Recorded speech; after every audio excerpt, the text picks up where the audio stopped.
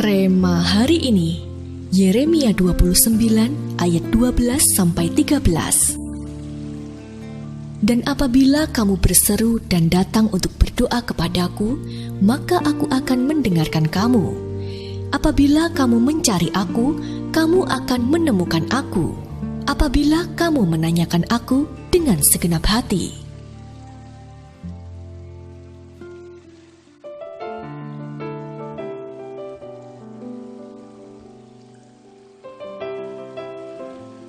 Hari itu pesta akhir tahun digelar di sebuah perusahaan. Pimpinan perusahaan pun menyampaikan kembali visi misi mereka. Ia mengingatkan bahwa tujuan perusahaan bukan untuk meraup keuntungan sebesar-besarnya, tetapi membantu sebanyak mungkin orang melalui produk-produk mereka sebaik-baiknya. Seorang karyawan baru menanamkan perkataan itu dalam hatinya. Meski ia tidak bekerja di bagian penjualan maupun customer service, ia memikirkan cara agar produk-produk perusahaannya bisa lebih membantu banyak orang. Di waktu luangnya, ia pun mencoba sendiri alat-alat tersebut. Tak terduga, ia menemukan fungsi-fungsi baru yang membantu pekerjaan sehari-hari.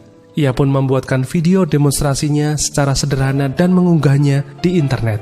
Seiring dengan semakin banyak video yang ia buat, penjualan pun melambung. Perbuatannya pun didengar para petinggi perusahaan. Betapa terkejutnya mereka ketika mengetahui bahwa ia hanya seorang office boy. Akhirnya, sang pemimpin membuat keputusan untuk mengirimkannya ke bangku kuliah, agar kelak ia bisa memimpin tim pengembangan produk di perusahaan mereka. Saat kita membaca Alkitab, kita dapat mendengar Tuhan banyak berkata-kata melalui firman-Nya.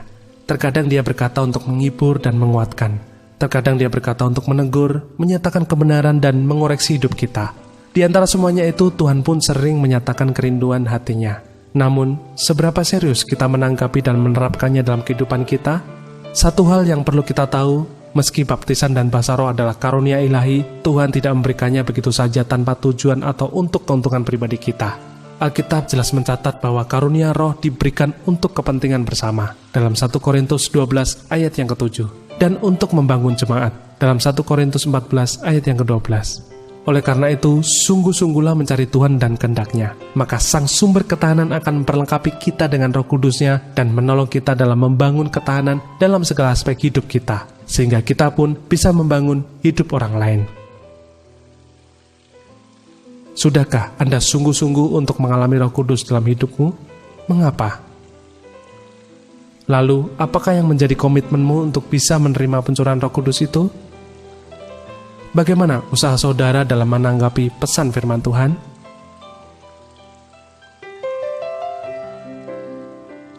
Bapa, dalam nama Yesus, ajar kami untuk senantiasa serius menanggapi firman-Mu, agar melalui firman-Mu itu kami menerima penyingkapan demi penyingkapan akan Engkau dan kebenarannya, sehingga semakin hari hidup kami semakin berkenan di hadapan Tuhan dan nama-Mu dipermuliakan melalui kehidupan kami yang dipenuhi oleh Roh-Mu. Terima kasih Tuhan, di dalam nama Tuhan Yesus kami berdoa.